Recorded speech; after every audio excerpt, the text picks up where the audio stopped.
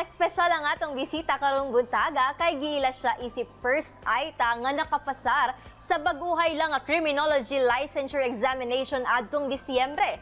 Dunga nato kining ila-ilahon karon, let us all welcome Sir Dexter Valenton. Mayong buntag, Dexter. Welcome sa At Home with GMA Regional TV. Una sa tanan, congratulations on passing the criminology licensure examination.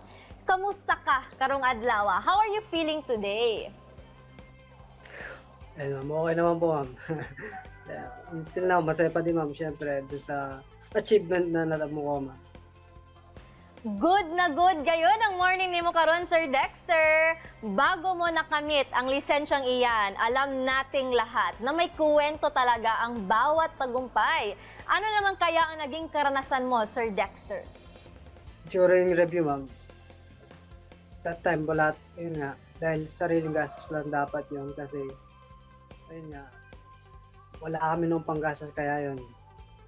Sa review center, may tuition yun, ma'am, then, ayun, para makabayad dun sa book na kailangan para sa review. Lumapit ako dun sa isang kaibigan, ma'am, and thankful naman, ma'am, dahil tinulungan ako para mabayaran yung review na yung book na kakailanganin ko for the review, ma'am. Ayun. Nagpatuloy yan, ma'am, during review dahil wala akong panggasto, wala akong dormitory that time kasi uuwian ako. Yung review center sa amin malayo, ma'am. Para makatipid, nakiusap ako dun sa kaklase ko na kasama ko dun nagre-review. Ayun, nakiusap ako na kung po pwede na makitulog ako sa kanila pansamantala hanggang matapos yung review. And thankful na naman lang kasi, ayun, pinayagan ako.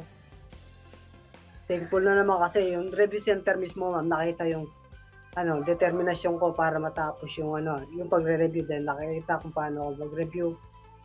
Ayun, yung tuition na kakailanganin para dapat dun sa review na yun, is sinagot po, ma'am, na libre. Libre po ako. Then, naisip din nila na para hindi na ako mapalayo is kinuk nila ako, ma'am. Kaya, ayun, mas naging thankful ako lalo kasi mas nakapag-focus ako para din sa pagre-review. Ayun po yung kwento doon. Tunay nga namang no pain, no gain. Sa dami ng pinagdaanan mo, Dexter, ano yung pinaka natutunan mo sa lahat? Ayun, ma'am, once na may pangarap ka, dapat. Once na may pangarap ka sa buhay, ma'am, ayun. Yung pinaka-natutunan ko, ayun, patuloy ka para maabot mo yan na even though na ganun yung sitwasyon mo sa buhay, mahirap talaga, ma'am, lalo na sa financial nga. Eto, Sir Dexter, matanong lang namin, no? Eto ba talaga ang pangarap ng isang Dexter Valenton? Bakit mo gustong maging pulis at ano syempre ang naging inspirasyon mo? Ayun, ma'am, since high school, pangarap ko na po talaga maging pulis. Then, ayun, ma'am, nakita ko sa tribe namin na walang pulis na nanggaling. Then, naisip ko na one time gusto ko, kung papalarin ako mismo, ako yung nag-iisang manggagaling sa amin na pulis, ma'am, sa tribe namin. And then, thankful ako, ma'am, kasi yun, napatunayan ko sa sarili ko na kaya ko naman pala, ma'am. At dahil naipasa mo nga ang criminology licensure examination noong December 2022, paano ito nakapagbigay ng karangalan sa iyong tribo naman? Ayan, ma'am. Mas nakilala kami ngayon, ma'am, na ayun, hindi pala imposible na maging professional kami in the field of that, ma'am, na kaya namin mag-excel sa buhay. Hindi yung once na sinabi mo na nasa bundok lang, ayan, pwede pala na makatapos sila. Tapos, ayun, maging professional pa sa buhay, ma'am. Kaya yun, mas nakilala ngayon yung tribe namin na mas naiangat ko pa, ma'am, lalo. Kaya patuloy kong paangatin dahil magiging inspirasyon ako sa mga tribo ko na, ayun, kung kinaya ko dapat, kayanin din nila. Kasi wala namang imposible, ma'am. Sa dami ng gustong bumati at syempre bumabati pa sa iyo, paano mo tinatanggap ang mga ito? Ano naman ang naging reaksyon mo dito, Sir Dexter? Ayun, ma'am, di ko na nga may isa-isa na pasalamatan sila, ma'am. Kaya sa dami nga po, ma'am. Overwhelming ako sa mga message na natatanggap po. Kaya ayun, sobrang thankful ako, ma'am.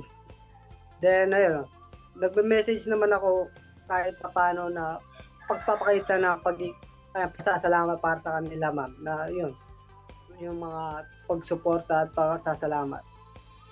Eto, ano naman kaya ang magiging next step ni Dexter Valenton ngayong nakapasa ka na ng CLE? Ayan, ma'am.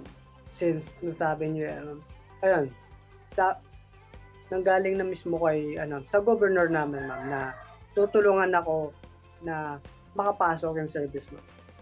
Ayan, ma'am. Opo, ay tinutulungan na din po sa pag-aasikaso ng mga requirements, ma'am. Kaya sobrang thankful po, ma'am.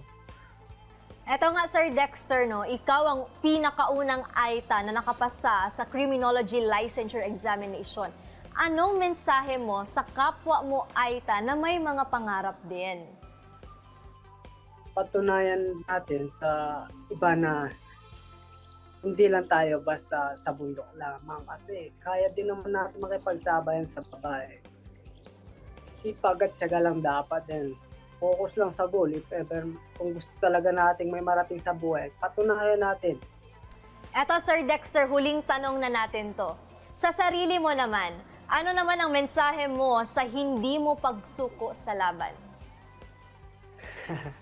Ayun sa yung suporta na nanggaling sa kanila, ma'am.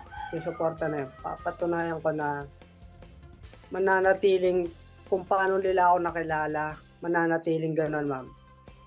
Hindi yung magbabago even though na ganito yung narating ko sa buhay, is maninibago ako. Mananatiling simple lang. Proud ako sa sarili ko, ma'am, na ayun, napatunayan ko na kaya ko, na kahit mahirap, hinaya ko talaga.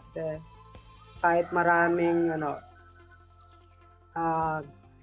may mga nararanasan discrimination sa iba, kaya ako na lang din. Nagpursige na lang ako para ito pangarap. Kaya sobrang thankful ako sa sarili ko na naging matatag ako sa kabila ng mga hinarap kong ganong problema.